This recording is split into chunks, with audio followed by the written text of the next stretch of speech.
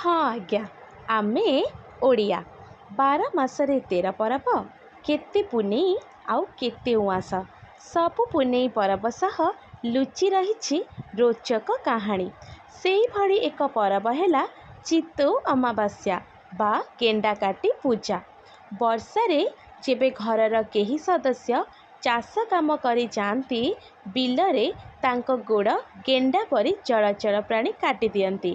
तेणु सेमाने बा सेमानंकर गोड़ न काटिबाकू आम ओडिया माने नड़िया गुड़ चीनी चाउल रे पिठा करिकी सेटा पुणी अणलेउटा एई सबु करी जलरे रहुथिबा प्राणीक उद्देश्य रे पोखरी किंबा नदी जे कोनोसी जलाशय रे पकई थाओ आउ कामना करी थाओ आम परिवार सदस्यंक मंगल। सतरे ना आमे ओडिया केते निष्पाप आउ केते कोमल हृदयर।